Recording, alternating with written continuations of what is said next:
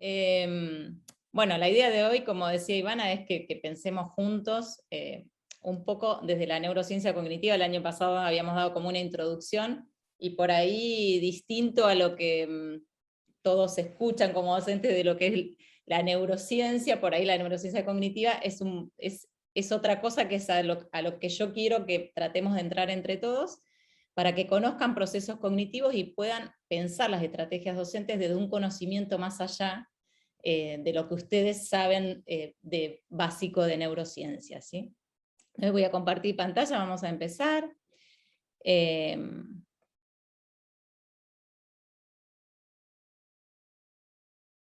Lo que vamos a escuchar primero como un disparador son audios de alumnos de escuelas. Todos van a escuela común, algunos alumnos tienen más dificultades, otros no tienen ningún tipo de dificultad, y de distintas edades. La consigna fue que ellos digan quién fue su mejor docente y quién fue su peor docente. Si bien esto se los explico porque la consigna era que no digan el nombre, sino el grado o el año, y no hubo uno que no dijera el nombre. Fíjense lo importante que es el impacto de un buen docente o de un mal docente. No dijeron el apellido, así que no va a haber problema. Pero bueno, esto quiero que sea disparadora a que pensemos la importancia del rol del docente, ¿no? Hola, mi nombre es Santi y mi mejor señor era Gaby porque explicaba re bien, nos tenía paciencia y era re buena con nosotros. Y después la mala se llama Vicky, que nos explicaba solo una vez y nada, y nunca más nos explicaba, nos gritaba, no nos tenía paciencia. Mi mejor maestra fue la señora Gaby de PDL porque nos explicaba mucho y aprendimos cosas nuevas. Y la peor maestra fue Florencia de Cuarto porque no explicaba las actividades. En mi gimnasio y la mejor maestra era Gaby, que me ayudaba mucho, y también la mala era la señora Sandra, pero no explicaba tan rápido y después no me ayudaba nadie. Mi mejor serie fue la de inglés. Me explicaba bien, nos mostraba buenos videos, sí, porque si no lo entendíamos, lo podía mostrar de vuelta y nos ayudaba bien lo que entendí, lo que no entendíamos, y también porque nos ayudaba mucho. La peor fue la de catequesis, porque nos enloquecía con las cosas de ir a misa, de como tipo 7. Teníamos que ir y también nos enloquecíamos con la tarea y nada más. Mi mejor genio fue la señora Cari porque era muy divertida en las clases. Mi peor genio fue la señora Ángeles porque siempre está muy seria en las clases. La mejor genio es la señora Bani porque explica bien y no nos grita.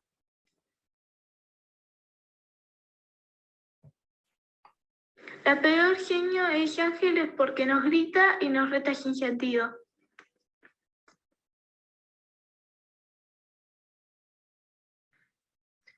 Mi mejor profesora es de práctica del lenguaje porque nos motiva a seguir aprendiendo.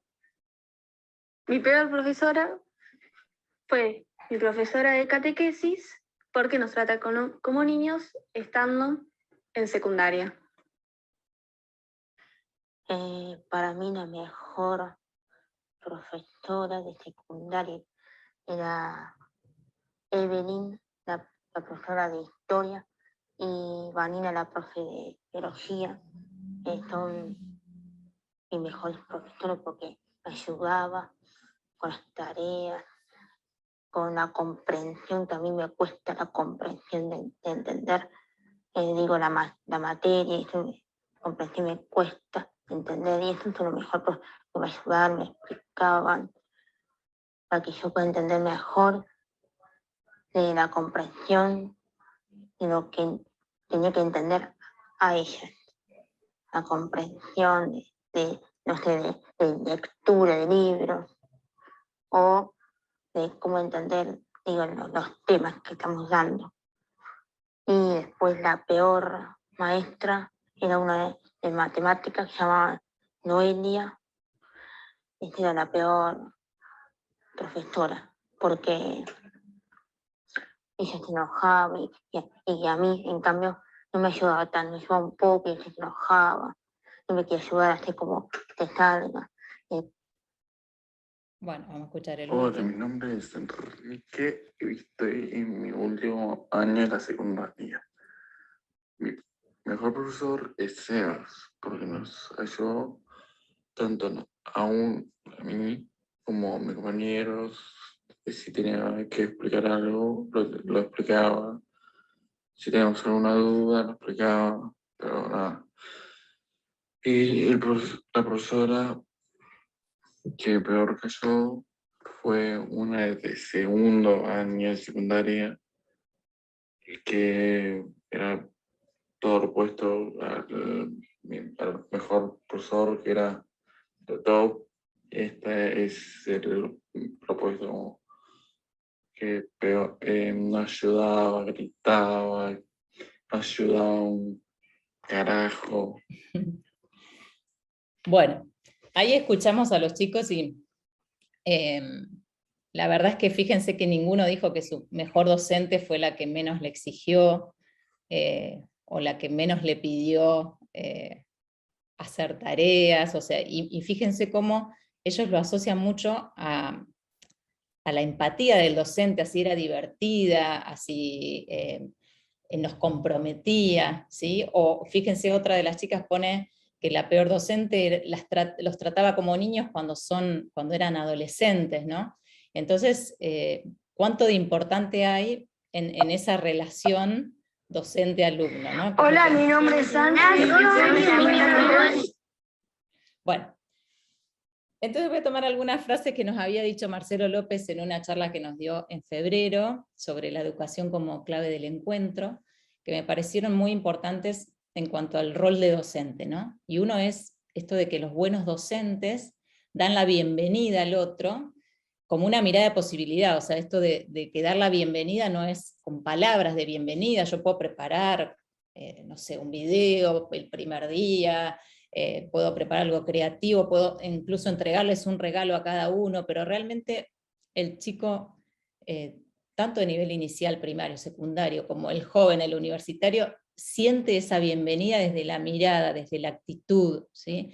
Desde la escucha, esto que dice abajo, practicar la escucha no es solo escuchar que hablen, ¿no? Sino es generar como un espacio donde yo doy tiempo y habilito a que el otro pueda mostrar lo que puede mostrar, de la manera que le sale, que puede, o cómo puedo facilitarlo para que él pueda también ser parte de ese alumnado, ¿no? Entonces, para generar estas condiciones de posibilidad y habilitar esto de la escucha, hace falta empatía, que no vamos a hablar mucho hoy porque es un tema muy conocido, pero es de lo que veníamos hablando un poco ahora, y hace falta conocimiento, ¿sí? Es ahí donde uno, hoy el objetivo de la charla es centrar un poquito más en el conocimiento de procesos cognitivos para no quedarnos solo con la empatía y el acompañamiento desde la contención humana, que es básica y es primaria, por eso la puse primera, sino también con adentrarnos en los conocimientos, ¿sí? Los que ya me escucharon, hay cosas de acá que lo van a ver, pero me parece básico que marquemos qué pasa, ¿no?, en nuestro cerebro cuando aprendemos, porque el rol del docente es fundamental en eso. Entonces un concepto es de neuroplasticidad, que también es muy conocido, y es esto de que el cerebro se va reorganizando, adaptándose y cambiando todo el tiempo, y por suerte durante toda la vida, ¿sí? Va haciendo un montón de modificaciones químicas, estructurales, ¿sí?, adaptándose a lo que me propone el ambiente. Por eso es tan importante y tan condicionante en ese desarrollo neurobiológico y psicológico de cada uno de nuestros alumnos, ¿sí?, porque estamos generando identidades y estamos generando personas para el futuro. Las estrategias que usemos van a influir directamente en ese desarrollo, para mejor, o sea, para facilitarlo o para obstaculizarlo también. Entonces hay una neurocientífica que a mí me gusta mucho porque estudia todos estos cambios que se dan en el cerebro y dice que en el cerebro hay cambios químicos y eléctricos, obviamente no los puse porque son como más básicos, que ocurren en corto plazo. Por ejemplo, ahora ustedes están escuchando esta charla y en su cerebro se están habiendo cambios eléctricos permanentemente y también químicos, mientras ustedes están asociando la información que yo digo con lo que ustedes ya conocen, ¿sí? Si están anotando, que no lo dije, pero es como una de las primeras estrategias que uno le puede pedir a sus alumnos, es anotar durante la clase. Vieron que ahora cualquier cosa que hagamos nos mandan después la presentación, o nos mandan el PDF, y la verdad es que después o no los leemos nunca, o cuando lo abrimos, como que no, en el PDF no veo todo lo que yo había escuchado, ¿no? Entonces, como cada uno de nosotros tiene una base de conocimientos diferente, tiene un rol incluso en la docencia o en lo que ejerza cada uno diferente, se va a apropiar de lo que yo pueda decir en esta charla de manera diferente, y ustedes lo van a asociar a esos conocimientos previos. Entonces, es una construcción de aprendizaje el escribir durante la clase. Les diría que es la primera estrategia como cognitiva a tener en cuenta. Entonces, en la medida que uno va ejercitando cosas, modifica la estructura cerebral, ¿sí? Esto químico que se va dando, si yo sigo haciendo un buen hábito, por ejemplo, voy cambiando esa estructura cerebral, y de ahí la importancia del ambiente, ¿no? Y del rol de la educación. ¿Por qué? Porque los chicos pasan muchísimas horas en la escuela, ¿sí? No es lo mismo que el chico vaya, no sé, a 1 hora de piano por semana, a que esté en la escuela todas las horas que está recibiendo un montón de información externa. Y tantos estos cambios químicos y estructurales van cambiando también desde lo funcional en áreas específicas, ¿no? Entonces, si yo soy experta en piano, que no lo soy, seguramente que las áreas que regulan los movimientos de mis dedos están más agrandadas por una función que usa el pianista profesional, por ejemplo, ¿no? Entonces, era para que dimensionemos cuánto de lo externo influye en el cerebro. Otro concepto que es re importante para el aprendizaje es esto de neuronas espejos, que también se habla como mucho, está como muy de moda, pero les quiero explicar bien qué son. ¿Sí? Se descubrieron como azarosamente en un estudio de actividades motrices de prensión en los monos, que estaban agarrando una galletita, no una banana, y en una pausa de ese estudio, el técnico que estaba haciendo agarra una galletita, y ven que se activa en el mono las mismas áreas como si él la hubiese agarrado. Entonces ahí, Giacomo Rizzolatti, que es el que sabía que estaba investigando, dice, uy, ¿qué pasó ahí? Tenemos la misma activación. Entonces empezó a estudiar y se descubrió esto, ¿sí? Que yo puedo ver a otro haciendo algo y se activan en mí, sobre todo conductas más bien motrices, y se activan en mí las mismas áreas o aledañas a la misma función, ¿sí? Entonces esto es importantísimo en el aprendizaje, sobre todo el aprendizaje por imitación. Y también comparten bases neurobiológicas con todo lo que es la cognición social, ¿sí? Con esto de la empatía, el entender qué le pasa al otro, ¿sí? Por eso los chicos por ahí con un perfil TEA tienen dificultades en estas neuronas espejos, tienen dificultades en imitar. Entonces, estos ejemplos que pongo acá es de algún tipo de enseñanza, puede ser de matemática, de inglés, de educación física, de castellano, ¿sí? de prácticas del lenguaje, o sea, de no dejar el docente de hacer, ¿sí? Entonces, si estoy haciendo una clase de educación física, que el profesor de educación física muestre el ejercicio, que acompañe, piensen que ustedes haciendo el movimiento los están ayudando a los alumnos a activar esas mismas áreas, ¿sí? Que el profe de matemática vaya escribiendo, que vaya haciendo los pasos, ¿sí? Va modelando, y no solo enseñando porque estoy mirando el pizarrón. Piensen en esto, que estoy activando neurobiológicamente eso, ¿sí? O si una docente de práctica de lenguaje escribe una palabra en el pizarrón, yo ver que otro está escribiendo esa palabra, me activa a mí ese patrón también, ¿sí? Entonces facilito mucho. Si yo estoy en inicial y quiero enseñar a leer y a escribir, es importantísimo que yo escriba simultáneamente con el alumno en el pizarrón, ¿sí? Bueno, la empatía les dije que no íbamos a hablar mucho, pero ya lo conocen. Lo único que vamos a leer esta viñeta que dice: profe, ¿cómo quiere que nos guste su asignatura si a usted no le gustamos nosotros? O sea, esto de que los chicos perciben esto que decíamos al principio, ¿no? De la bienvenida y del alojar. Entonces nos vamos a ir metiendo bien en las funciones cognitivas, vamos a verlas una a una, las más importantes, con estrategias para el aula, ¿no? Entonces las funciones cognitivas son procesos mentales complejos que nos permiten procesar información, organizarla, planificar, manipularla, recordarla, ¿sí?, en el momento que la necesito, resolver problemas, ¿sí? Yo esto después se los paso, pero vamos a ir pasando para avanzar. Les dejo varios conceptos como para que conozcan. Las funciones cognitivas son la atención, la memoria, el lenguaje, las funciones ejecutivas, las gnosias y las praxias, que no las vamos a ver hoy porque no son tan específicas y sería como muy complejo. Ya es como que la charla que fue como muy aspirando como a mucha información, pero bueno. Y en el próximo encuentro vamos a ver la lectura, la escritura y tal vez algo de cognición numérica también, que hay autores que lo consideran como funciones cognitivas secundarias, ¿sí? Porque necesito de las anteriores para poder aprenderlas, y también necesito un aprendizaje formal, ¿sí? Nadie aprende a leer y escribir si alguien no se lo enseñó o fue expuesto a las letras, a los números, a ejercitación, digamos, ¿sí? Lo otro se aprende más incidentalmente. Entonces vamos a empezar con la función cognitiva básica, ¿sí?, que es la atención. William James, que es muy importante en la neuropsicología, él dice que la atención es cuando la mente toma posesión en forma clara y vívida de una de las tantas imágenes que yo puedo tomar de la realidad, ¿no? O sea, que yo elijo a qué quiero atender, ¿sí? Es la capacidad de dirigir, sostener y seleccionar un foco de interés. Es una función cognitiva esencial que permite que sincronicemos todos nuestros procesos mentales hacia algo que nos interesa, ¿sí?, inhibiendo otros que pueden hacer de interferencia, ¿sí? Entonces, tiene un sistema de filtros, es una función cognitiva básica, porque no la necesitamos para que las otras se den bien, pero muy compleja, porque es un proceso selectivo permanente de información.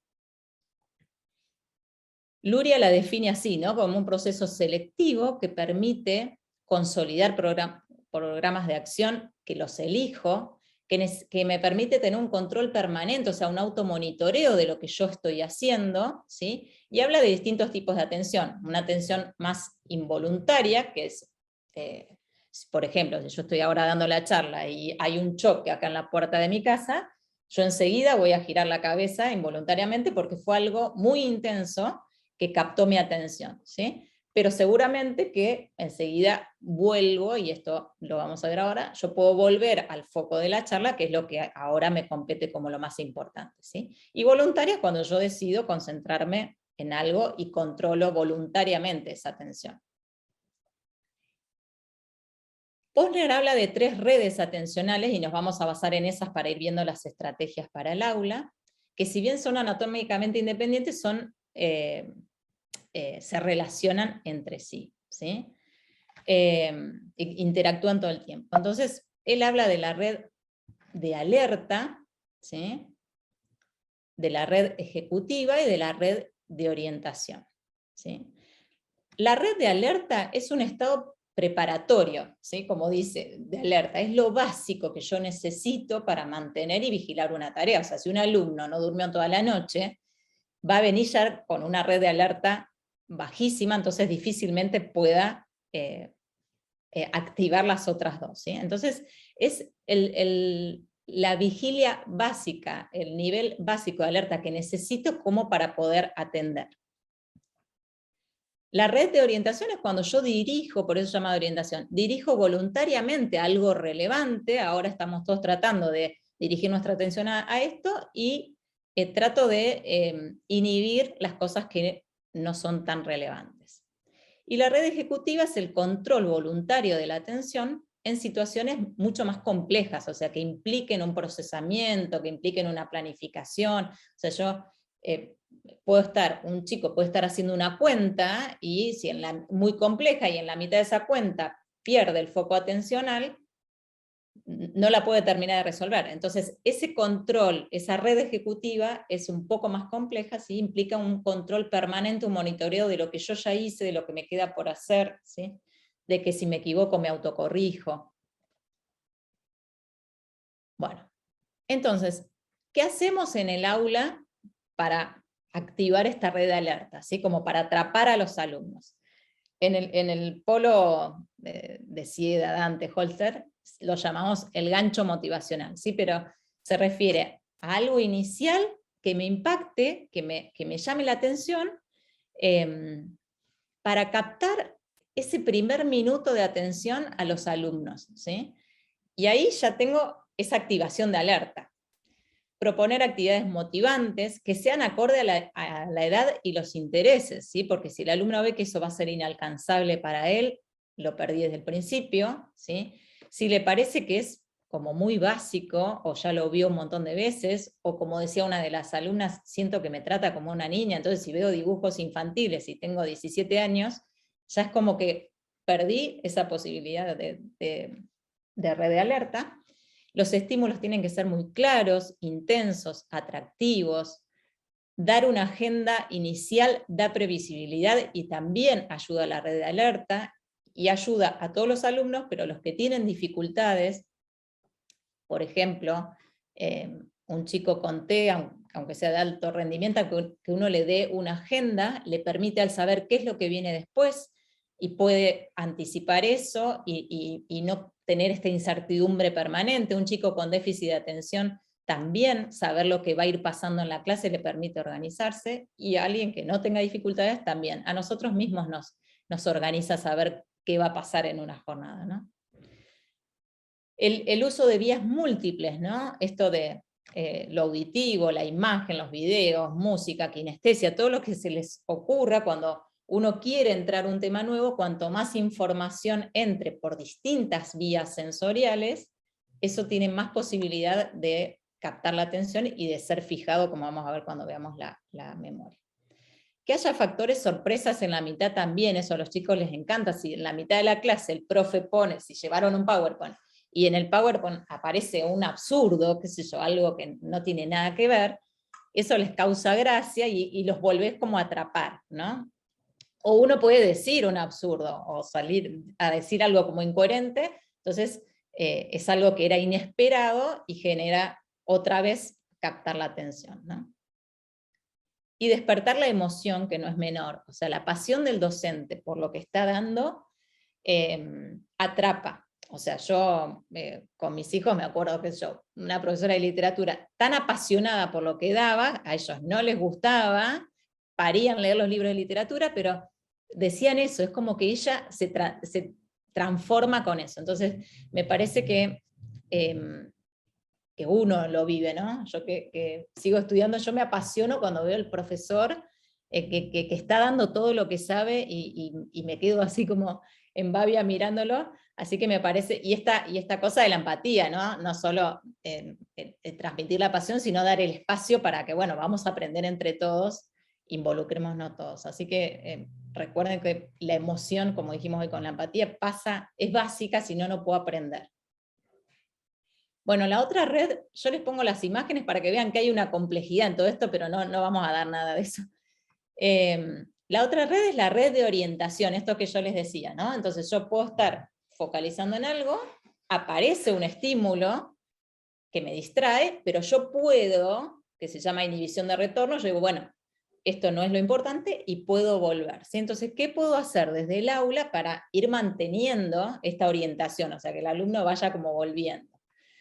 Entonces, uno es asociar los temas al contexto real, esto que decimos siempre del aprendizaje significativo. Cuando ellos ven que lo que estoy aprendiendo es útil, que lo voy a poder poner en práctica, que lo vivencio todos los días, o que lo puedo experimentar en el aula, ¿sí?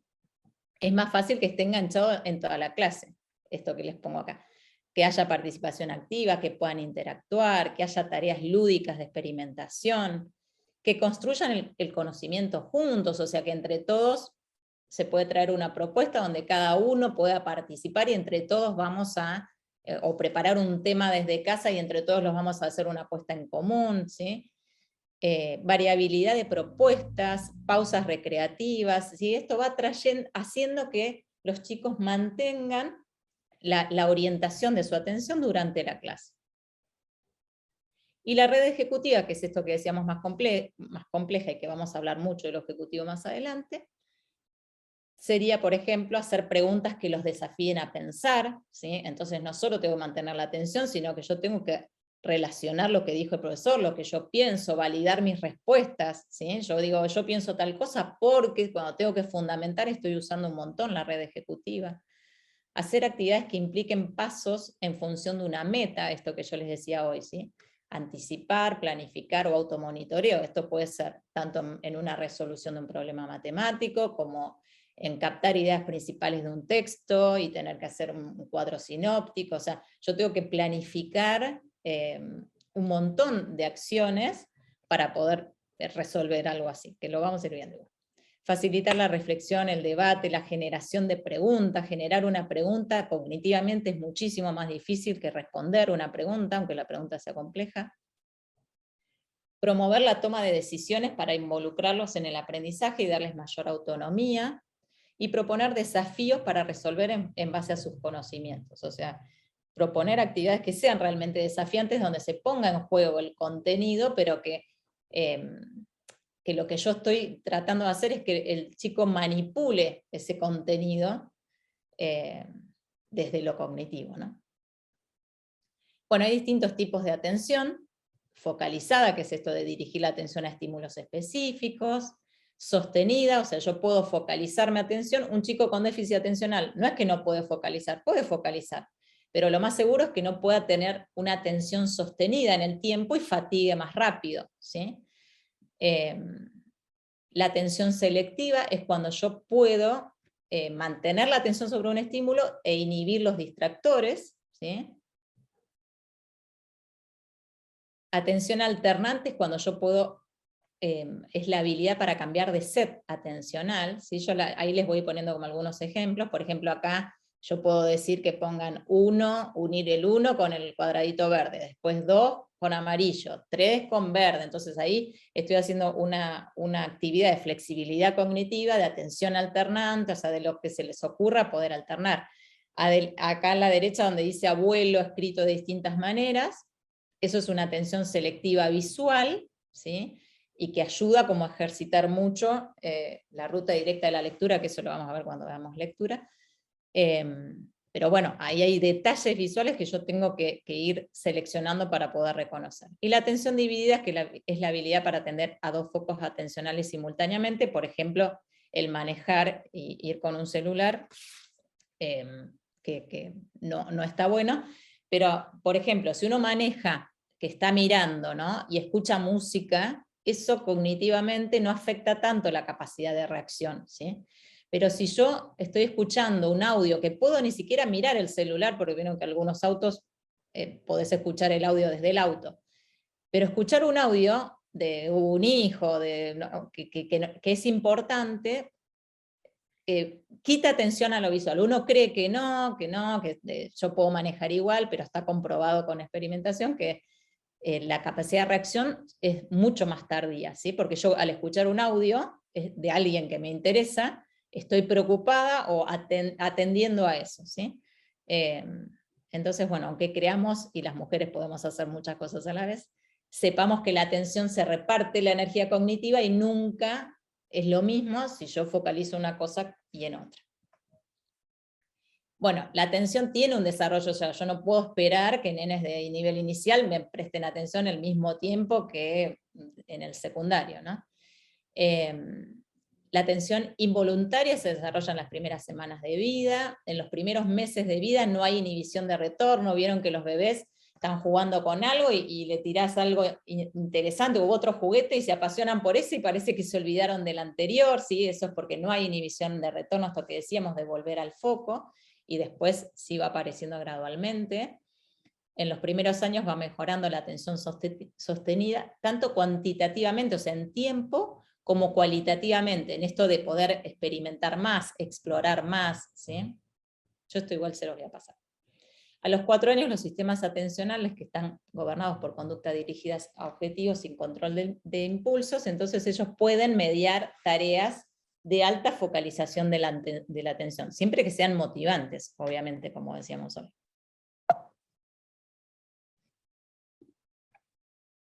Y la red ejecutiva necesita un desarrollo neuromadurativo mayor, ¿sí? Para que se pueda hacer efectiva. Y es lo que vamos a ver cuando veamos redes ejecutivas. Bueno, ahí yo les puse en realidad como en minutos. La verdad es que esto lo agregué yo. Depende del estímulo, depende de la motivación que uno tenga con el tema, depende de un montón de cosas. O sea, a veces uno dice, bueno, no pude prestar atención más de 5 minutos, y otras veces podemos estar 45 minutos, 1 hora y media, y poder prestar atención. Siempre y cuando esté esto que hablábamos hoy, ¿no? De captar la atención de alguna manera, ¿sí? De mantener esa orientación de la atención. Bueno, vamos a irnos al lenguaje, que vamos a ver como más específico el modelo cognitivo del lenguaje en la próxima charla, pero sepan que el lenguaje es regulador del aprendizaje, ¿sí? Es una función cognitiva muy compleja, es privativa del hombre, ¿sí? Y más allá de todo lo que dice ahí, que hay por medio de signos y símbolos nos permite comunicar, todo lo que ustedes ya saben, con otros y con nosotros mismos. O sea, es súper importante el lenguaje interior. Vieron que si uno está haciendo algo difícil, es como que se va verbalizando lo que está haciendo, y a veces incluso si estás solo lo decís en voz alta, ¿sí?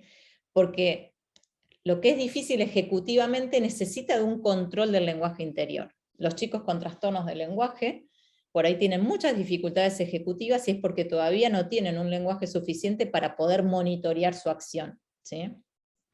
Necesita un desarrollo neurológico suficiente, ya que compromete áreas específicas y a muchísimas vías de asociación, y funciona como regulador del resto de las funciones cognitivas, y se ve influenciada por ellas también, ¿sí? Por eso siempre que vemos trastornos del lenguaje, hay trastornos de memoria, trastornos también de funciones ejecutivas, porque es trastornos en el cálculo, en la lectoescritura. O sea, un chico con un trastorno específico del lenguaje, sí o sí va a tener trastornos en la lectura, en la escritura y en el cálculo, ¿sí? O sea, no, sine qua non, digamos. De ahí la importancia como función, ¿no?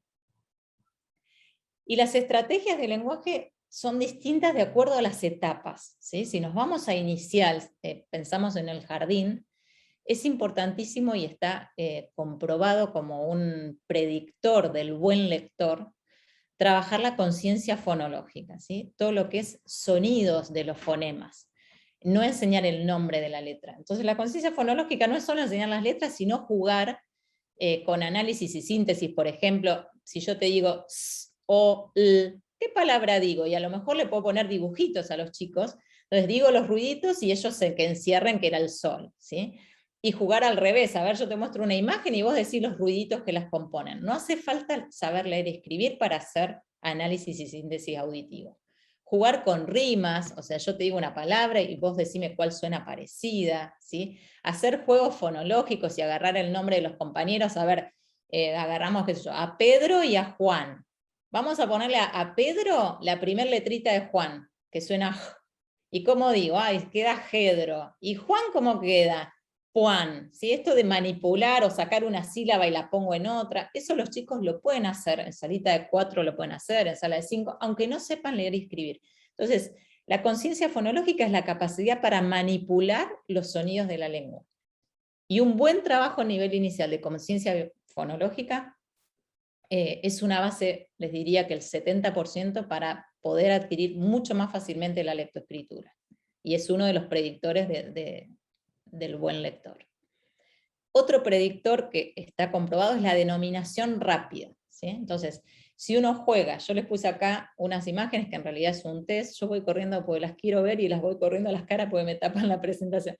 Pero si uno juega que los chicos nombren colores, por ejemplo, ¿sí? Esos círculos que yo les puse ahí, entonces tienen que hacer rápido, es decir, azul, blanco, amarillo, violeta, jugar con denominaciones rápidas de números, de colores, de animales, de letras, depende de la etapa que estén, eso es un facilitador de la fluencia lectora futura, ¿sí? Porque hay áreas y procesos cognitivos que comparten la fluidez en la denominación con la capacidad de leer, ¿sí? En voz alta. Bueno, otras tareas del lenguaje que se pueden hacer es adecuación morfosintáctica, o sea que uno ponga una oración y que el chico la tenga que completar o decir oralmente como corresponde, qué sé yo, asociando género, números, ¿sí? Tiempos verbales, trabajar redes semánticas, los semánticos de significado, esto lo vamos a ver también la próxima como más específico, pero definiciones, sinónimos, antónimos, adivinanzas, absurdos, crucigramas, todo lo que se les ocurra donde uno puede relacionar rasgos, ¿sí?, semánticos para conceptualizar algo. Traer siempre el vocabulario previo a un nuevo tema a trabajar, ¿sí? Eso es importantísimo. Si yo traigo un texto, por ejemplo, me acuerdo de haberlo trabajado con una pacientita, que íbamos a ver sobre las vacunas. Entonces, yo le pregunté, ¿qué son para vos las vacunas? Vamos a escribir todas las palabras que a vos se te vienen a la cabeza si yo te digo el tema vacunas, ¿sí? Entonces, bueno, jeringa, ella dijo curar, enfermero, bueno, todas las palabras. Cuando uno empezamos a leer el texto, ver las palabras que no conocían el texto, eso es importante también, trabajar sobre el vocabulario nuevo. Cuando terminamos de leer el texto, yo le dije, bueno, vamos a ver lo que vos pensabas de las vacunas, vamos a agarrar esto que vos me pusiste primero de las vacunas. Entonces ella misma dice, no, yo te dije curar, y no era curar, la vacuna en realidad es para prevenir. Esa elaboración, que fue de su propio conocimiento previo, y no, o sea, lo podría haber adquirido por la comprensión lectora, pero es distinto, no es la misma construcción que si hubiésemos pasado directo al texto, y aparte nos permite a nosotros evaluar un montón qué conocimiento realmente tienen de ese tema que vamos a dar los alumnos, ¿sí? Entonces, esto es importantísimo.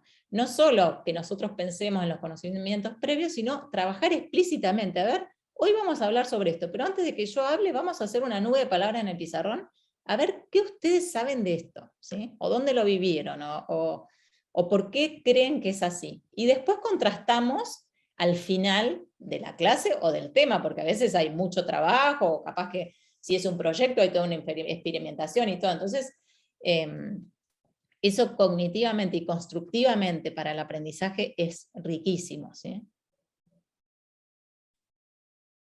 Bueno, responder a preguntas de comprensión, redactar un texto en base a palabras claves dadas, ¿sí?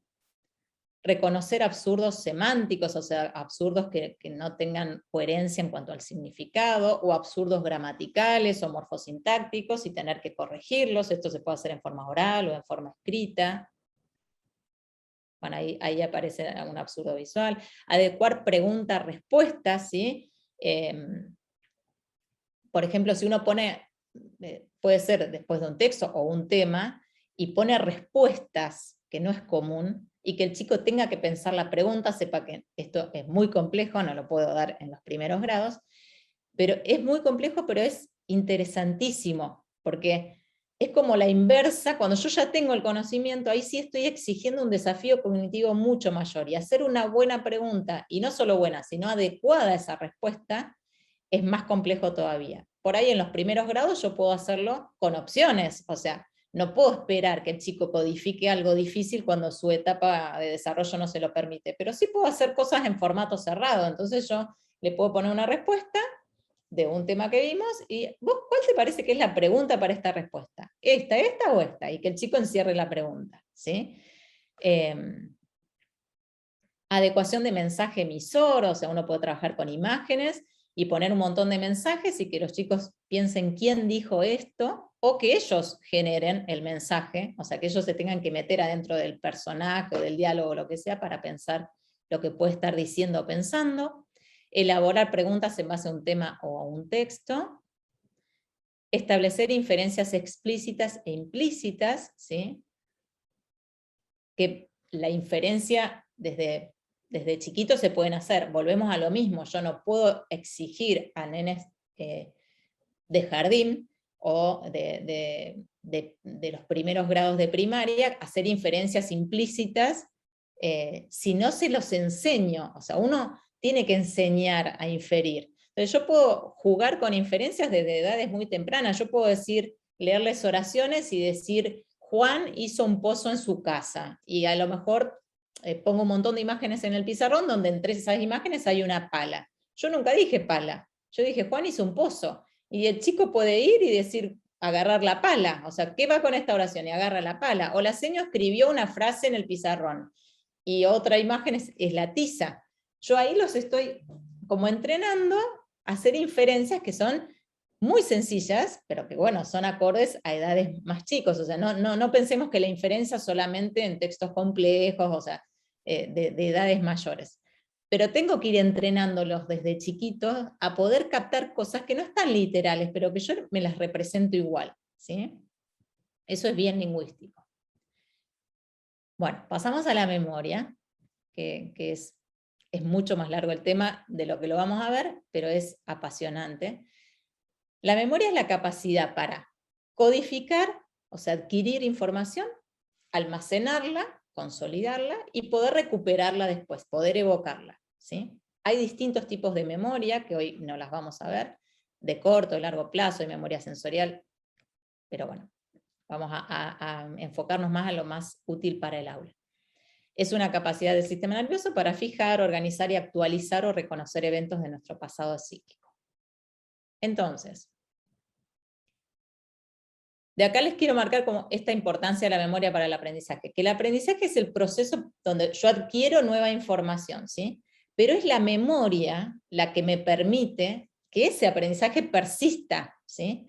De tal manera que yo, si vuelvo a otra clase, yo pueda usar eso, yo pueda ir a ese conocimiento previo para poder seguir aprendiendo, ¿sí? Entonces yo aprendo cuando adquiero algo nuevo, lo entendí, bueno, pero si no logro consolidarlo en mi memoria, no me va a servir para poder seguir avanzando en mis aprendizajes, ¿sí?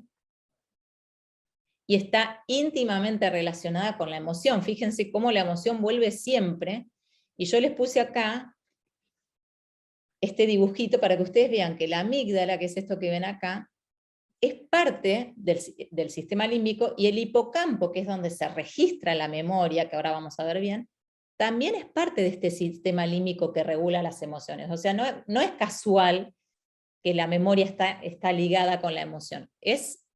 Fisiológicamente hay una base neurobiológica que nos lo demuestra, ¿sí? Y fíjense todo lo que ven en colores, esas vías, todo eso implica la memoria, ¿sí? Entonces, ¿qué solemos recordar nosotros? La maestra del jardín, el primer beso, cómo andar en bicicleta, la fecha de cumpleaños de personas cercanas, la fecha de graduación, o cuando te casaste, cuánto es 4×8, cuándo recibiste una buena o una mala noticia, el día que murió alguna persona significativa, cuándo se cayeron las Torres Gemelas, ¿sí? ¿Por qué nos acordamos de esas cosas y no de otras, ¿no? Porque el cerebro recuerda lo que es significativo, ¿sí? Lo que a mí me impacta de alguna manera, para bien o para mal, o porque tuve una buena codificación en ese momento, se engrama, ¿sí? Tiene que partir, como decíamos hoy, de una experiencia multisensorial, esto que decíamos, bueno, la imagen, el video, la kinestesia, el juego, la risa, la emoción, la pasión, todo lo que veníamos hablando, que entre por todos lados, ¿sí? Eso crea, como decíamos al principio, un patrón neuroquímico, o sea, todo eso va haciendo como cambios que impactan en el cerebro, y es el hipocampo, ese que yo les mostré recién, el que integra, es un integrador de esa experiencia multisensorial. Es ahí donde se engrama esa experiencia. Yo doy siempre el mismo ejemplo en este momento, pero lo voy a dar, porque en la experiencia de vida es el que más siento eso. Hoy justo el cumpleaños de mi hijo de Sebastián, que cumple 23 años, él se operó el corazón cuando era chiquito, entonces estuvimos internados un tiempo, cuando nació, ¿no? Entonces, yo huelo el pinoluz, el espadol, que era con lo que limpiaban la terapia intensiva, escucho la musiquita de la clínica donde él estuvo, que sigue siendo la misma, por teléfono, escucho el ascensor que tenía una bajada y hacía un ruido, tanto el olfato como eso auditivo, me traen la experiencia vívida de ese momento, ¿sí? Entonces fíjense cómo algo que impactó mucho en lo emocional, pero también desde lo multisensorial, creó un patrón en la memoria que yo puedo evocar incluso hasta, qué sé yo, nada, palabras específicas que los médicos me dijeron en ese momento. Así nos pasa con cosas lindas, o sea, siempre recordamos algo que tuvo un impacto desde muchas aristas, ¿sí? Pero no recordamos, por ejemplo, dónde dejamos la llave del auto, qué comimos hoy al mediodía, esas cosas porque no son significativas. Entonces es ecológico para el cerebro olvidarlas, ¿sí? Dejarlas de lado. Entonces vamos, que esto sí me parece re importante para las clases, a pararnos en estos procesos, estas fases que tiene la memoria, ¿no? Esperen que las quiero correr porque no puedo, ahí está.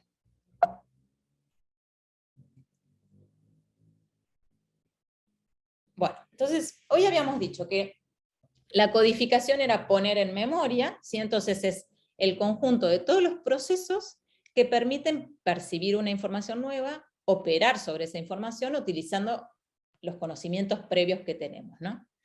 El almacenamiento es poner en la memoria, o sea, ya consolidarlo, almacenarlo, ¿sí? Archivarlo.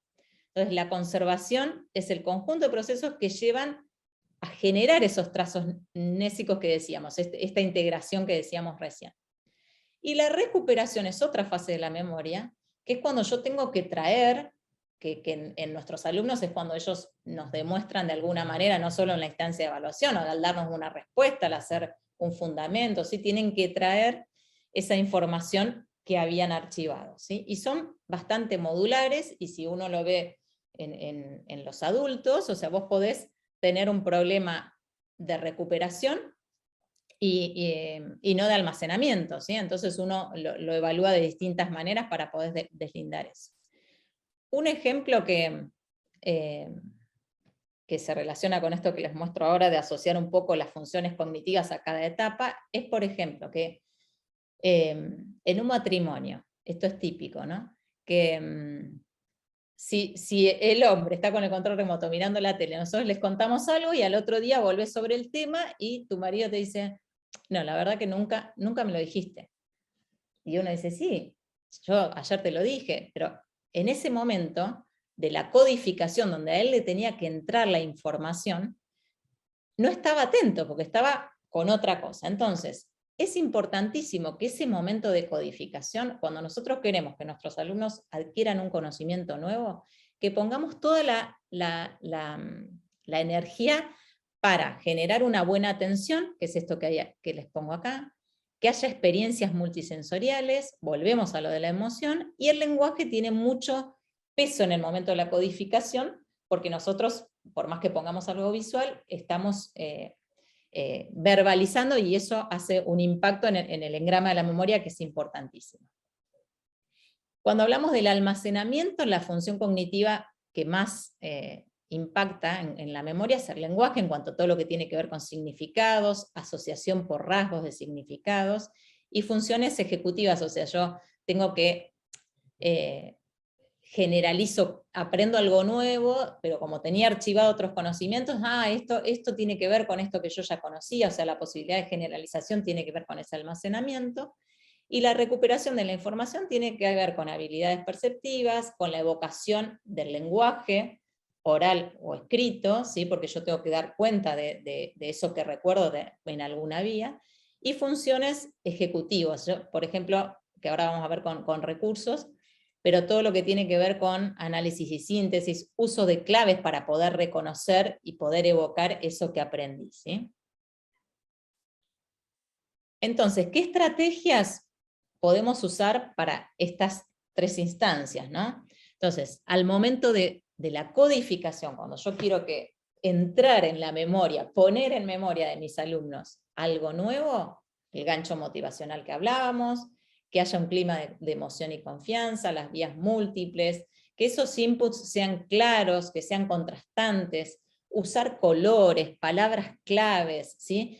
No llenar por ahí de tantas imágenes, de un montón de información, ¿sí? Si un docente está dando un tema, por ejemplo, el ecosistema, entonces pongo la palabra ecosistema en un color.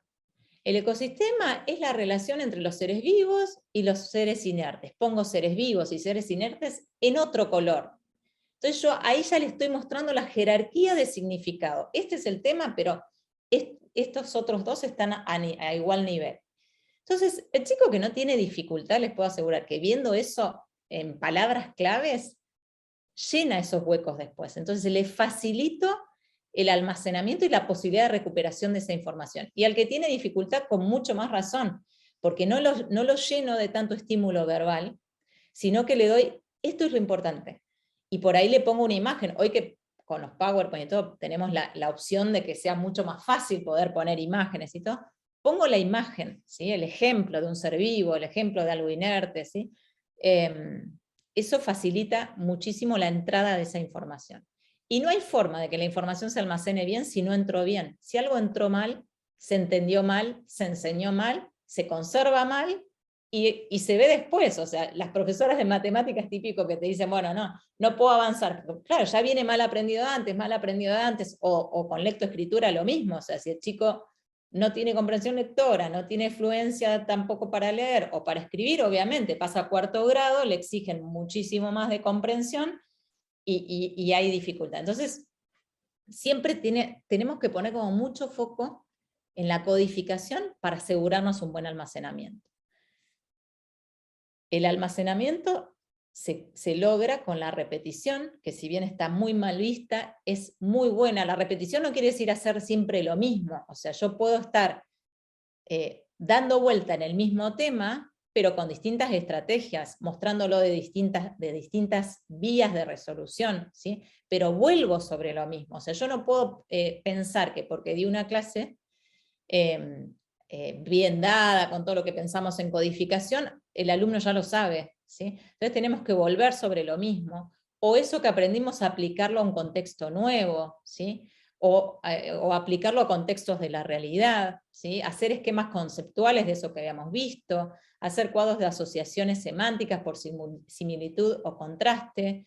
Yo siempre digo, a mí nunca me gustó la historia, vos Ivana que sos profe de historia, pero siempre en historia es una estrategia bien cognitiva, siempre están las edades y todo, qué pasó antes, qué pasó después, se compara por oposición o por semejanza, entonces eso facilita la memoria. O sea, estrategias para facilitar la memoria como docente es hacer cuadros donde yo pueda poner o líneas de tiempo, o decir, fíjense que antes pasaba esto, pero ahora pasa esto, ¿sí? O a partir de, no sé, de tal año, fíjense que cómo evolucionó esto, pero siempre tiene que haber como hitos donde nos organiza la información, ¿sí? Bueno, uso de analogías, clasificar por grupos, usar rimas, canciones para poder recordar cosas, ¿sí? Esto piensen que abarcamos cualquier tipo de enseñanza que estamos dando, ¿no? Y la recuperación y la evocación, o sea, el acceso a esa información, puede ser por un recuerdo libre, o sea, que el alumno me tenga que contar que entendió, ¿sí? O tenga que redactar algo, ¿sí? Espontáneo. Puedo usar claves, ¿sí? Yo puedo usar una palabra disparadora y que el alumno tenga que o poner más palabras o hacer una oración, pero hay algo semi-inducido, ¿sí? O uso una pregunta, o completo frases, doy frases con lagunas y la tiene que completar el alumno, ¿sí? Resolver crucigramas, tareas de apareamiento, multiple choice, tareas de reconocimiento y selección de la información. O sea, si el alumno tiene dificultad, yo no me puedo quedar con que, bueno, no, la verdad es que tiene una redacción re pobre, o le pregunté oralmente una lección, por ejemplo, de historia, me dijo 2 cosas, no estudió, no lo sabe. No nos quedemos con eso, porque a lo mejor el almacenamiento está muy bien y lo entiende y lo sabe.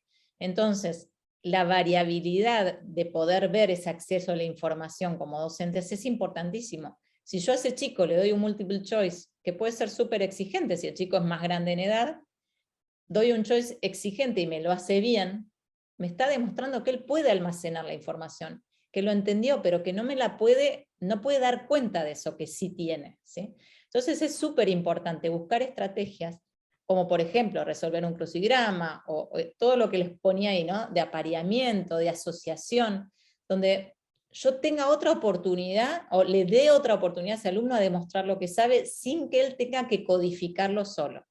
Porque codificar información es difícil. Para chicos que tienen problemas de lenguaje, o un chico disléxico, o un chico con déficit atencional, por ahí es difícil monitorear esa redacción extensa o esta cosa espontánea. Sin embargo, si yo le doy claves, o si quiero que exponga oralmente, pero yo se lo anticipo, le digo que puedo hacer un PowerPoint solo, le doy imágenes, le doy pistas, bueno, vos solo armate esto y vas a exponer, pero ya cuando lo tenés elaborado y tenés un sustento, evalúo realmente a ese alumno. Muchos alumnos les puedo asegurar que un montón de chicos frustran sus pruebas porque no pueden demostrar lo que saben por la modalidad del examen, ¿sí? Porque no tiene otra oportunidad como para demostrarlo de otra manera. Por eso siempre hablamos de que la evaluación es todo el tiempo en la clase, o sea, conversando con los alumnos, pero tengamos en cuenta esto, ¿no? Que no es lo mismo recuperar la información que tenerla almacenada. Bueno, ahora las voy a hacer jugar un ratito porque si no se me van a dormir. Hay varios sistemas de memoria, no los vamos a dar, no se preocupen, yo igual se los voy a pasar y lo van a entender, pero ahora nos vamos a centrar en la memoria de trabajo, que es, les diría, la función cognitiva básica para el aprendizaje. Si bien es un sistema de memoria, es una función ejecutiva muy compleja, ¿sí? Así que prestemos atención, vamos a ver algunos ejercicios vamos a hacer, y después vamos a ver como el modelo cognitivo de la memoria de trabajo, que si quieren ir anotándoselo, les va a servir después. Es una función ejecutiva, como yo les decía, que nos permite mantener la información, o sea, procesar información y manipularla, ¿sí? Mientras hacemos tareas cognitivas complejas, como el aprendizaje, el razonamiento, la comprensión. No es solo un dispositivo de almacenamiento, esto que decíamos, sirve para procesar y mantener en mente y manipular esa información en periodos cortos de tiempo, ¿sí? Entonces, vamos a hacer algunos ejercicios. A ver quién se anima a deletrear su nombre de atrás para adelante. El que se anime, activa el micrófono. Yo no los puedo ver a todos porque me tapan. Bueno, acá no veo tu nombre, pero dale. Nairot. Bueno, deletréalo. Estás muteada, estás muteada. N-A-R-I-O-D. Bien, perfecto. ¿Quién me dice el número de celular de atrás para adelante? Su número de celular. Total no lo sé, pueden decir cualquier cosa. ¿Te animás? Sin anotarlo, ¿eh? Si no, no es memoria de trabajo. Es 3, 1, 5, 7, 5, 9, 5, 9, 5, 5. Bueno, No, ya que fuiste vos. más o menos. Bueno, ahora, porque lo hiciste vos, a tu número de celular de atrás para adelante me decís el último número, como hiciste recién, y le vas a agregar las letras en orden sucesivo, ¿sí? Por ejemplo, ¿cuál fue el último? ¿Cuál es el último número? 3. A, ¿sí? 3A. Ahora decime el otro. Ok, B. ok. 3A. 1B. 5C. 9D. 5E. 9F. 6G. 9H. 5I. 5J. Bueno, re bien, porque la memoria de trabajo hasta ahora está bastante saturada. Muy bien, ¿cómo es tu nombre? Dorian. Ah, bueno, Dorian, fíjense que cuando a ella le pedimos que diga su celular de atrás para adelante, bueno, le costó porque no es algo típico, pero cuando el desafío cognitivo fue mayor, que ella tenía que agregar aparte algo en inverso, que nunca lo usó en inverso, y algo en sucesivo, como son las letras, le llevó muchísimo más tiempo, ¿sí? Entonces, si yo como docente voy a exigir algo que sé que es de una demanda o un desafío cognitivo mayor, tengo que saber que tengo que dar el tiempo necesario para que eso se pueda dar, ¿sí? Porque si no, yo puedo acortar el tiempo, bueno, les voy a tomar el examen en 20 minutos, y la verdad es que a lo mejor el alumno podía dar cuenta de un montón de cosas que no pudo porque el tiempo, el desafío era mayor que el tiempo que disponía de eso, ¿sí? Bueno, otras cosas que podemos hacer es cuánto suma nuestro apellido, si cada vocal vale 5, si cada consonante vale 3, y los acentos valen 2, ¿sí? Entonces uno ahí está procesando la información que conoce, que es su apellido, pero tiene que ir segmentándola, ver qué valor tiene cada cosa y aparte hacer una suma. Entonces yo estoy procesando, pero a la vez manipulando información, ¿sí? Ordenen las letras que aparecen acá, a ver si alguna descubre qué palabra es.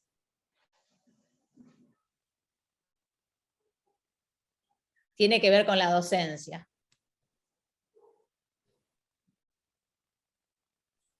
Ahí lo Empieza... pusieron en el chat, Marce. no estoy viendo. Buenísimo. Educación. Bien. Bien, perfecto. Recitar alternadamente los meses de atrás para adelante y los números en sucesión normal. ¿Quién se anima? Fabiola, ¿te animás? Que veo ahí la cámara. Tengo que... ¿Me están escuchando? Sí. Decime de nuevo, Marcela. De atrás para adelante, o sea, bueno, diciembre, y los números en sucesión normal. Diciembre 1, noviembre 2. Bueno. Diciembre 1, noviembre 2, octubre 3, septiembre 4, agosto 5, julio 6, junio 7, mayo 8, abril 9, marzo 10, febrero 11, enero 12. Perfecto, perfecto. ¿Y alguien que sepa inglés que traduzca esto? ¿Es difícil aprender un segundo idioma? ¿Quién se anima? ¿No? Bueno, sería It's hard to learn a second language, ¿sí? Entonces, traducir de un idioma a otro también implica memoria de trabajo. ¿Te costó, Fabiola? No, bastante bien. Bueno, entonces, esta memoria de trabajo, vamos a ver el modelo cognitivo, ¿sí? ¿Qué es esta memoria de trabajo que estamos hablando?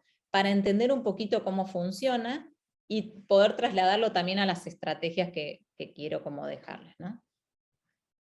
Entonces el que inventó este modelo es Baddeley, y él habla de una agenda visoespacial que tiene que ver con toda la información visual que uno sostiene, ¿sí? Por ahí, cuando Dorian me decía su número en inversa, seguramente que ella se imaginaba los números visualmente, ¿sí? Más que auditivamente.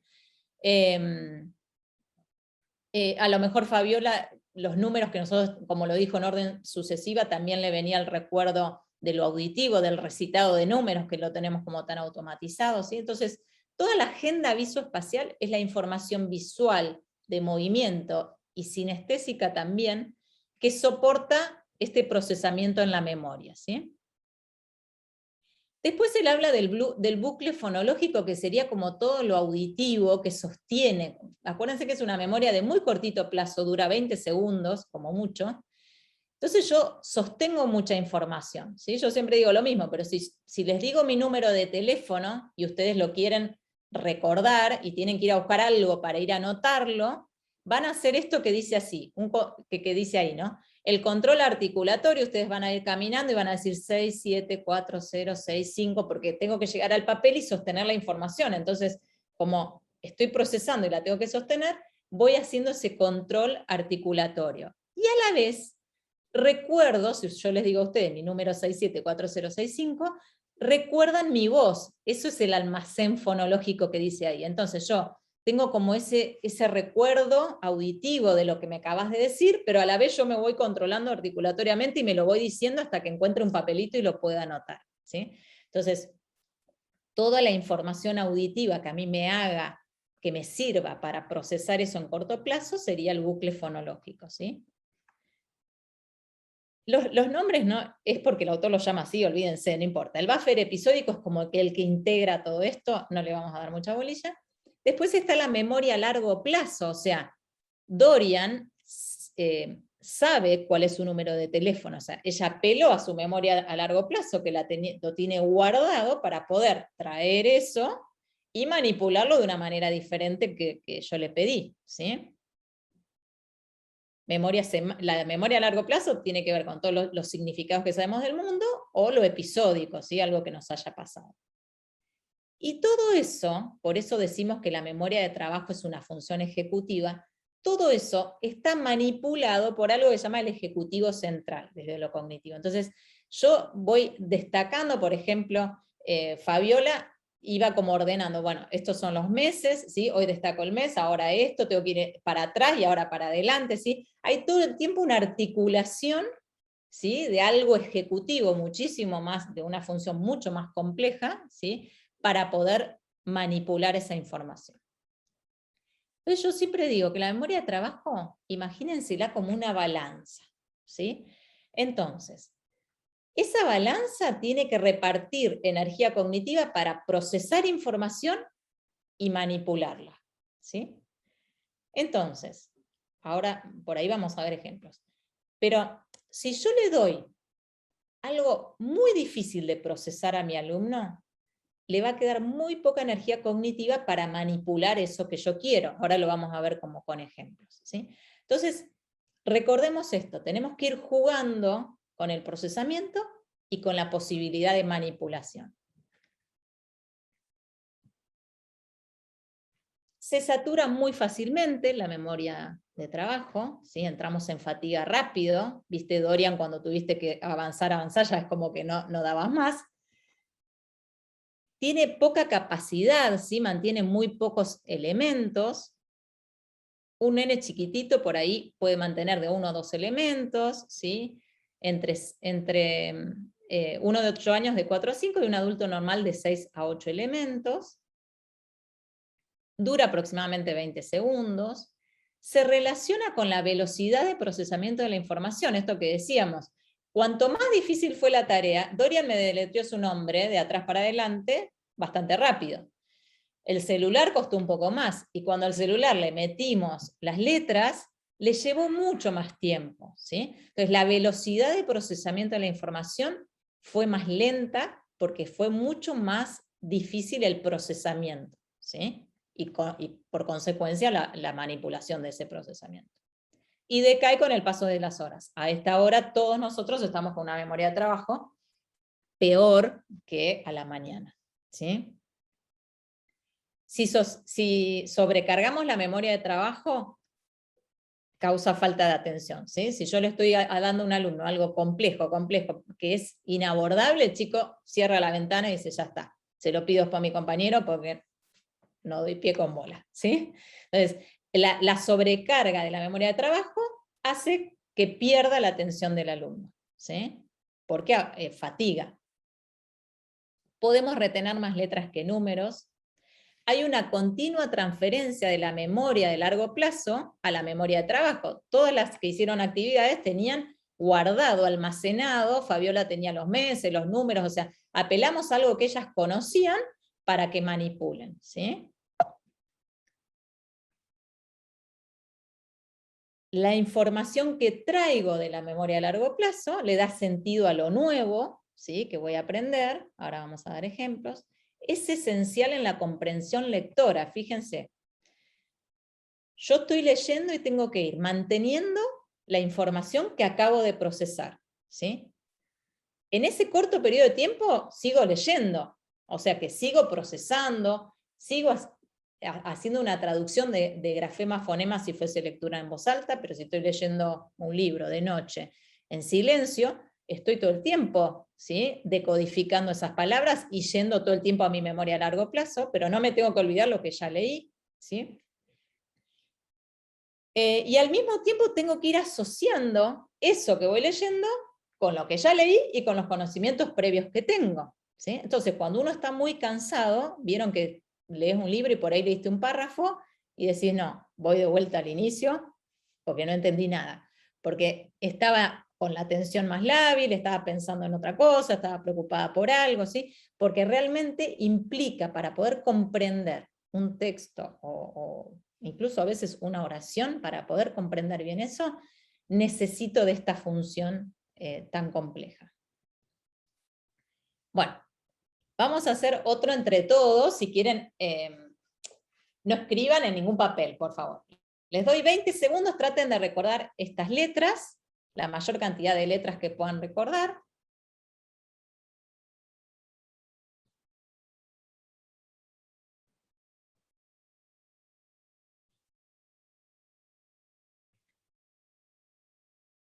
A ver, en el chat escriban lo que se acuerdan. No importa el orden, ¿eh? ¿Qué letras se acuerdan?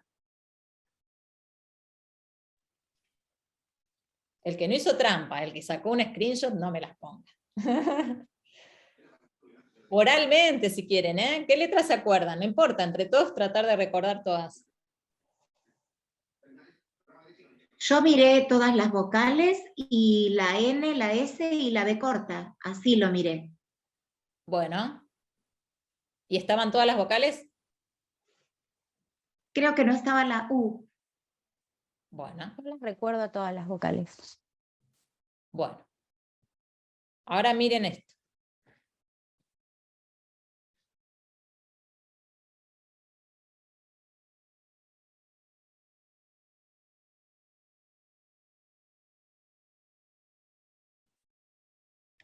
¿Qué recuerdan? Es más fácil porque son palabras con sentido. Son siglas, claro. Siglas, Son Claro, siglas. ANSES, ONU, RIVA, RAE. Bien. Entonces, ¿qué pasó ahí? Son las mismas letras en las dos presentaciones. Pero en la segunda apelamos a la memoria de largo plazo. O sea, yo sabiendo que ustedes conocen esas siglas, es mucho más fácil que ustedes puedan evocar esa información que si se las doy organizada de una manera que ustedes no pueden, en ese modelito que vimos en la memoria de trabajo, si yo no les doy algo que ustedes puedan anclar con su memoria de largo plazo, les estoy exigiendo algo casi, no imposible, pero la posibilidad de caer en el error es muy alta, ¿sí? Por eso es importantísimo cuando uno enseña algo nuevo, que me tengo que anclar en conocimientos previos, ¿sí? Y también organizar la información de una manera particular, ¿sí? Entonces, ¿qué estrategias podemos pensar como docentes para no sobrecargar esta memoria de trabajo que hablábamos? Entonces, una estrategia, que es la que hicimos recién, es apelar a los conocimientos previos, a la memoria a largo plazo, y trozar la información, porque yo también ahí les puse siglas conocidas y también separadas, ¿sí? Como palabras independientes. Entonces, el trozar la información y que tenga un sentido también, ¿no? Esa fracción de la información, facilito al procesamiento. Repartir la información, o sea que yo lo que le dé a mis alumnos puedan tener estímulos visuales, estímulos auditivos, distintas, por esto que decíamos agenda visoespacial y agenda, el bucle fonológico, ¿no? Que tengan la oportunidad de después poder manipular con información que antes la estuvimos trabajando desde distintas entradas. Disminuir el esfuerzo, esto es importantísimo, ¿sí? Yo les diría que en memoria de trabajo para la estrategia de docente es lo más importante. ¿Qué quiere decir? Que yo tengo que minimizar, o sea, que los estímulos sean lo más fáciles posibles de procesar si yo quiero enseñar algo nuevo, ¿sí? Por ejemplo, si yo quiero enseñar ordenar números de menor a mayor, por ejemplo, ¿no? Y capaz que los chicos de ese grado ya saben hasta el 100, pero quiero que aprendan a ordenar de menor a mayor. Lo hago de 1 a 10, y nada más. Entonces, en esta balanza, el procesamiento que sea la mínima energía cognitiva para procesar, ¿sí? No me importa que sepan hasta 100, que sepan hasta 1000, usamos de 1 a 10, porque hoy mi foco de enseñanza es que vos sepas de menor a mayor o de mayor a menor, ¿sí? O anterior o posterior, lo que sea. Entonces, ahí yo le facilito esta balanza en la memoria de trabajo, porque le doy algo de largo plazo que conoce con muchísima facilidad, y lo hago jugar a manipular esa información como yo quiero, porque quiero que aprendas esto. Una vez que yo me aseguro que ese mecanismo está aprendido, sí lo voy a generalizar a números mayores, ¿sí? Lo mismo si quiero enseñar, no sé, una estructura compleja desde lengua, ¿sí? O si enseño un segundo idioma y quiero enseñar una estructura en ese segundo idioma. Entonces, ¿qué hago? Agarro un texto lo más simple posible, ¿sí? Yo no puedo poner un texto donde haya un tema súper abstracto, donde haya jerarquías de significados y todo, cuando yo quiero que el foco del chico esté en reconocer tiempos verbales, por ejemplo. Entonces, el texto que sea lo más sencillo posible, entonces el chico procesa algo muy conocido y fácil de entender, y el foco va a estar en que pueda o conjugar verbos o lo que yo quiera hacer, ¿sí? En matemática esto es importantísimo. Si yo les digo a ustedes, ¿qué número es mayor? 384 o 475, van a tardar más tiempo que si yo les digo cuál es mayor, 3 u 8. Porque el cerebro no puede no representarse la magnitud del número, ¿sí? Entonces, volvemos a lo mismo. Yo quiero enseñar algo, trato de que mi alumno pueda tener esa energía cognitiva para manipular y apropiarse de eso que yo quiero como desafío cognitivo, pero la materia prima de esa clase va a ser sencillita, ¿sí? Yo quiero que vos no gastes en procesar la información, ¿sí? Quiero que la conozcas, que sea algo para vos, que puedas acceder a tu memoria a largo plazo, y quiero que hoy todo el desafío esté en jugar con esa información que vos conoces para aprender lo que tengamos que enseñar, ¿no? Normalizar el esfuerzo, o sea, que los alumnos sepan que aprender significa esfuerzo está bueno, o sea, que ellos no lo sientan como que, porque está bueno hacer estos desafíos cognitivos de memoria de trabajo, y que ellos sepan que es difícil por ahí hacer una cuenta, que lleva tiempo, que necesitas experiencia, que hay que manipular la información, que al primero lo vamos a hacer más concreto, o sea, normalizar el esfuerzo hace que el alumno sepa que si a él le cuesta o que le salió mal, que no importa, que es esperable, que nos pasa a todos, ¿sí? Disminuir la presión, sobre todo en los momentos de evaluación, cuando hay mucho foco, hay muchas instituciones que ponen muchísimo foco en el momento de la evaluación, o a veces las evaluaciones son muy exigentes para la etapa de desarrollo que está el chico, y eso le genera muchísima presión. Y lo que afecta a esa presión, ¿vieron cuando uno dice, me puse en blanco, sabía todo y no me salió, pude expresar la mitad de lo que sabía? Porque eso afecta a la memoria de trabajo directamente, ¿sí? Entonces esas son como las estrategias más importantes a tener en cuenta. Y después, como para ir terminando con lo que vamos a ver hoy, son las funciones ejecutivas, que son muchas, ¿sí? Es un constructo, no hay una función ejecutiva, ya estuvimos viendo recién a la memoria de trabajo, ¿sí? Son muchas habilidades cognitivas relacionadas, son capacidades mentales necesarias para poderme formular una meta, para poder planificar cómo voy a lograr esa meta, ¿sí? ¿Qué pasos necesito seguir? ¿Cómo los voy a llevar a cabo eficientemente? Esto que decíamos hoy, cómo me monitoreo, si me equivoco, poder autocorregirme, ¿sí? Y volver atrás y capaz que usar otro camino. Son habilidades para mantener un set apropiado de resolución de problemas para lograr un objetivo futuro. Bueno, todos apuntan a lo mismo, es para ponerle los autores más conocidos, ¿sí? Los elementos claves de estas funciones ejecutivas es esto que venimos diciendo, ¿no? La anticipación, el control de impulsos y autorregulación, ¿sí? Por eso a los más chiquitos les cuesta mucho más, porque esto implica una maduración. Los adolescentes todavía están en plena etapa de maduración de todo lo que es el prefrontal que sostiene a las funciones ejecutivas, por eso son tan impulsivos. El iniciar una actividad, o sea, esto de la motivación para iniciar una actividad, la memoria de trabajo que ya la vimos, todo lo que es flexibilidad cognitiva, ¿sí? Adaptarme a cambios, seguir distintas rutas, resolver problemas de distintas maneras, usar el feedback, o sea, todo lo que es retroalimentación, metacognición, planificación, organización, ¿sí? La selección eficiente de estrategias para resolver problemas, bueno, todo lo que veníamos diciendo. Estas funciones ejecutivas empiezan a desarrollarse más o menos a los 12 meses de edad, tienen un gran desarrollo entre los 6 y los 8 años, los chicos ahí adquieren la capacidad de autorregular un poco la conducta, ¿sí? Pueden fijarse metas y anticiparse a eventos, sin depender tanto de la instrucción externa, ¿sí? Aunque cierto grado de descontrol e impulsividad todavía está presente.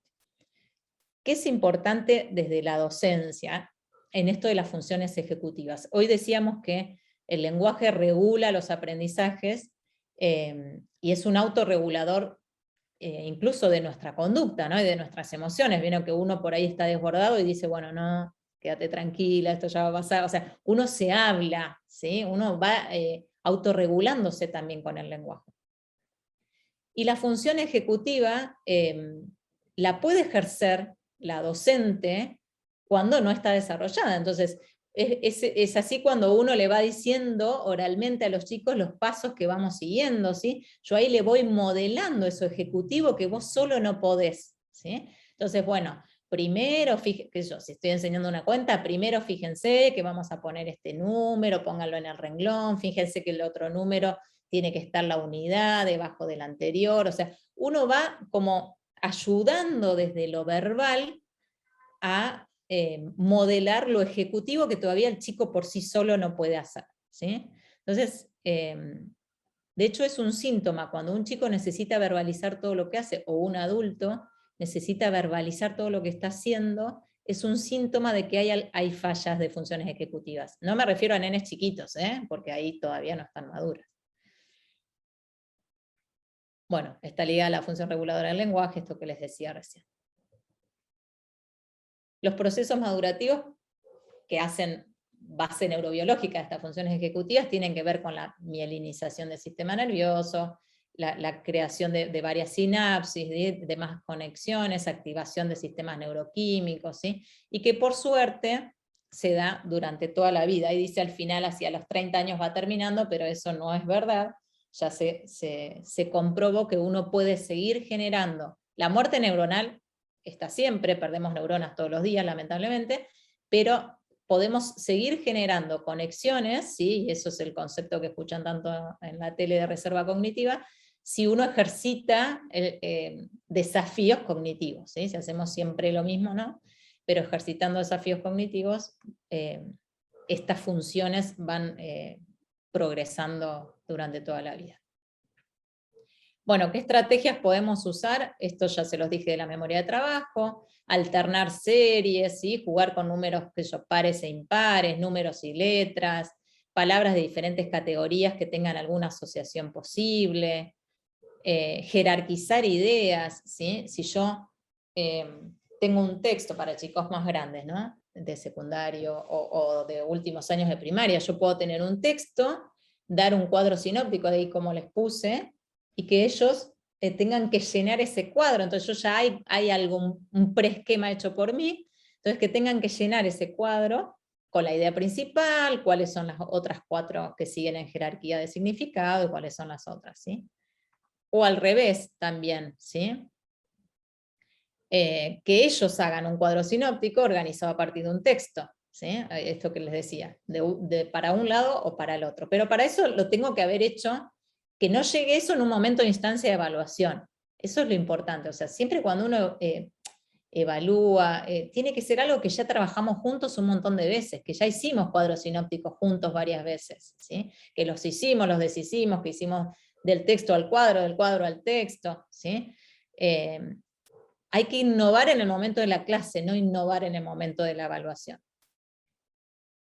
Completar textos con lagunas, o sea, esto que hablábamos hoy, que haya posibilidad que el alumno traiga la información no solo desde lo espontáneo. Entonces yo puedo poner un texto donde falte información, entonces el alumno va a tener que comprender todo lo macro del texto, la jerarquía de ideas, y tener que completarlo. Si los chicos son más chicos, puedo hacer que esas lagunas, lo que va en esas lagunas, esté en formato cerrado, o sea, que ellos tengan todas las palabritas o frases que haya que poner, y a dónde la pondrías. Si los chicos son más grandes, no, obviamente, que lo completen con el contenido que saben.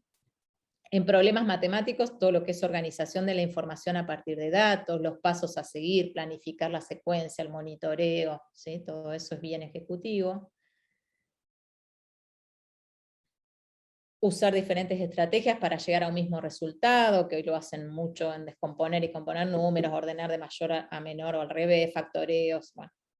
Guiar verbalmente la ejecución, es lo que les decía hoy, que va modelando las funciones ejecutivas. Verificar sus propios errores, eso está bueno, ¿sí? Y autocorregirlos, o que cambien con el compañero, ¿sí? Pero uno le puede decir al alumno, bueno, revisalo de nuevo porque hay algunos errores, a ver si vos solito lo encontrás, ¿sí? A ver si él puede, uno promueve ahí el automonitoreo. O si no, bueno, cambian con tu compañero, vos le corregís a él y él a otro. Entonces, el poder repensar lo que uno elaboró, sabiendo que algún error hay, permite entrenar el automonitoreo, ¿sí? Y que no siempre quede el error marcado por el docente y no construido o corregido por el propio alumno o por su compañero, entre pares. Facilitar la reflexión y evocación de la propia ejecución, eso depende de funciones ejecutivas complejas.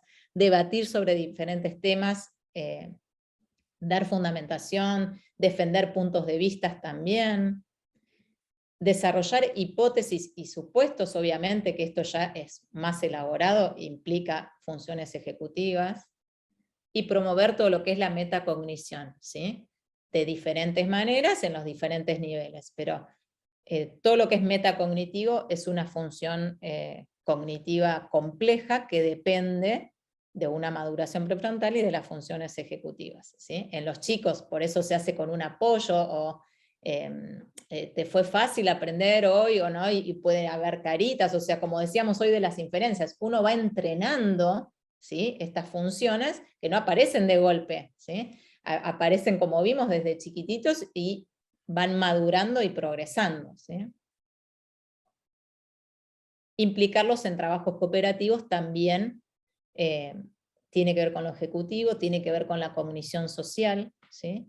Que es una función cognitiva, que yo pueda escuchar al otro, a ver qué piensa, contrastarlo con lo que yo pienso y poder debatir con ese otro. Respetar los tiempos del otro también es complejo. Bueno, no sé si quieren compartir experiencias, hacerme preguntas, si los cansé mucho, hablé demasiado. Súper interesante, mientras te preguntan, ven si alguno quiere preguntar. Solo una cosa, ¿no? Desde que conozco a Marcela, ella me dice, yo quiero que los docentes conozcan estas herramientas para que sepan por qué hacen las cosas, ¿no? A veces en educación presentamos actividades y no sabemos en realidad qué esa actividad o esa estrategia que elegimos, lo que mueve por detrás es todo esto con bases científicas, neurológicas, lo que pasa en el cerebro de una persona cuando aprenda. No es menor la decisión que un docente toma cuando elige qué actividad hacer. Solo una cosa que Marcela dijo al final, no sé, nosotros teníamos un profe que cada vez que había evaluación, le ponía como consigna de evaluación una actividad nueva, una consigna, suponete, no habían hecho nunca un anagrama, en la evaluación aparecía un anagrama, y él creía que eso ayudaba. Bueno, fíjense que a veces conocer, no a veces, siempre conocer los fundamentos de por qué hacemos lo que hacemos, marca la diferencia, ¿sí? A la hora de planificar y aprender. Y otro detalle que me parece más que valioso es tener claro qué queremos que aprendan nuestros estudiantes. ¿Es una habilidad la que estoy enseñando en ese momento? ¿Es un concepto? Porque a veces generamos una actividad sin la intencionalidad acorde a lo que queremos que aprendamos, que se aprenda. Entonces, bien claro cuando planifico, ¿qué quiero que aprenda? Los profes de didáctica dicen que no tenemos que decir qué quiero, pero ¿qué tiene que aprender ese estudiante en esta clase? Y en función a eso, con todas estas herramientas que nos dio Marcela, que les aseguro que las hizo sencillas, pero que tienen un trasfondo enorme de marco de todas las palabras que ella nos dijo, bueno, van a hacer que podamos hacer que nuestros estudiantes aprendan mejor, o que aprendan, ¿sí? Pero bueno. Ahí Valeria pone que ahora entiende muchísimas cosas. Yo eso está bueno porque lo iba a decir al principio y me olvidé. Que nada de lo que yo les iba a decir no lo hacen, de hecho hacen muchas más cosas y con muchísima más creatividad de lo que yo les pude haber dado de estrategias. Lo que es importante es esto que decía Ivana, es que poder pensar que eso que hago, en qué impacta, porque la única manera de poder recrear otra cosa o pensar algo diferente es si yo conozco los procesos. Por eso a lo mejor esperaban ver hoy en una charla de... yo en el doctorado no dicen ni neuroeducación porque no les gusta, los neurólogos duros hablan más de neurociencia educacional, porque es lo que decíamos un poco en la charla del año pasado. Yo puedo hacer recreos mentales, puedo mover el cuerpo, eso es esto que se conoce un poco como neuroeducación, Pero en realidad la neurociencia educacional es esto de conocer procesos cognitivos donde yo pueda pensar estrategias docentes que promuevan esos procesos cognitivos, que los faciliten, ¿sí? Entonces yo puedo pensar una clase de algo, bueno, yo hoy quiero poner foco en la memoria, por ejemplo, en el almacenamiento. Y no es que el alumno lo va a saber, pero, o saber esto, que el alumno puede saber, me parece súper importante porque lo he visto en un montón de pacientes, puede tener almacenada la información y entenderla perfectamente y no me la pudo demostrar porque yo no le di, como dijimos en la primera diapositiva, no di el espacio de escucha y no de escucha, o sea, no te di la oportunidad de mostrarme lo que vos sí podés. Entonces eso me parece mi misión. Y lo último, que lo dejo para que arranquemos en la próxima también, en toda la mirada nueva, en los enfoques nuevos de educación, parece que memoria y comprensión son dos cosas que van separadas, o activo la memoria o la comprensión, y bueno, Marcela después nos va a ir explicando cómo las dos cosas van de la mano, ¿sí? A veces nos dicen que repetir no sirve, que tenemos que lograr la comprensión, bueno, son cuestiones que van juntas, ¿sí? Se me cortó la luz. Bueno, ¿alguna pregunta? ¿Alguna pregunta o algún ejemplo de algún alumno que quieran contar? Sabemos que es tarde, todo, pero bueno. Quiero yo decir algo, ¿puedo? Sí, Fabiola. Bueno, me gustaría felicitar a Marcela, divina la charla. Me gustaría que a todos nos recuerden, como los profesores o los maestros, que pudimos enseñar, que repetíamos las cosas y que lo hacíamos con amor. A todos los que estamos en servicio también me gustaría pedirles, porque de hecho lo hago, que no dejemos de estudiar y de conocer, porque esto de esta red de profesionalización, que uno sabe de una cosa, otro de otra, para el maestro son unas herramientas, pero muy valiosas. Y vos decís, uy, ¿cómo estoy entendiendo esto? Eso lo tenemos que hacer siempre que podamos. Y lo más hermoso es esto de la empatía. A mí me encantó subirme a esta charla porque conozco a Marcela, conozco a sus hijos.